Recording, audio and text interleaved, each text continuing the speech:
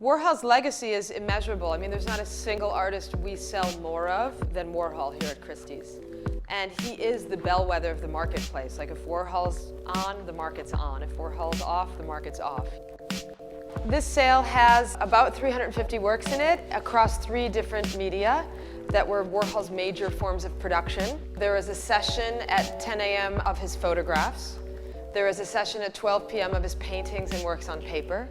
And there is a session at 3 p.m. of his prints. Within it are gems of all kinds that the public has really never seen before. For example, behind me you'll see this magnificent work, a 3-target painting. Very, very rare, very few people have seen it. But this is quite a remarkable work considering he had been shot.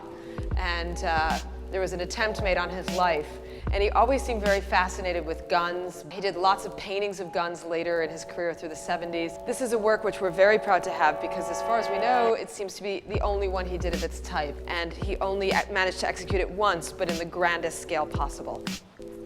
I particularly like a lot of these Polaroids in this section because they're about a sense of glamour that was popular in the 1970s. You know, Halston and Liza Minnelli, Diana Ross, Andy Warhol, Bianca Jagger, great shot of Grace Jones, who looks so fabulous. This is a very special Polaroid collage of Christopher Makos, who's a photographer, worked closely with Andy in the factory, as well as the painter Jean-Michel Basquiat. I really love how he's taken pictures of the body parts in a fragmented fashion, but allowed his face to exist 3 times. Jean-Michel's making this super funny face here. Now, every time Andy took a photograph, it was only ever executed once. So every Polaroid is unique by its very nature.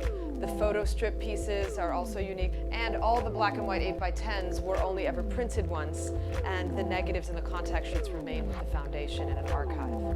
So if you think about it, the medium that he could have been the most prolific in fact, he chose to make only one of each type. This particular room has a lot of his advertisement works from the 1980s. The interesting thing about Andy is he got his start as a commercial illustrator, and that's how he started working in the 1950s. He was doing a lot of fashion things, shoes in particular. And it's interesting to see how he goes back to his original career late in his life, re-examining again the subject matter, fashion, adverts. So behind me is a very grand and large piss painting done by Andy Warhol. I'm not sure it was done by Andy Warhol, actually. I think it was done by many people who were in the factory. And you also see these brown spots, which are the footprints of the people who walked across the canvas to make it. There is something about this piece that's like the document of a performance. The people that were there put this on the floor, had a lot to drink, pissed all over the place, walked around. You were either there for it or you weren't, but even if you weren't, you still get the document of the performance. The Andy Warhol Foundation for the Visual Arts is the largest funder of the visual arts in the United States. And so all of the work sold in this sale will stoke the coffers of the Andy Warhol Foundation for the Visual Arts and allow them to give away more grants and more funds.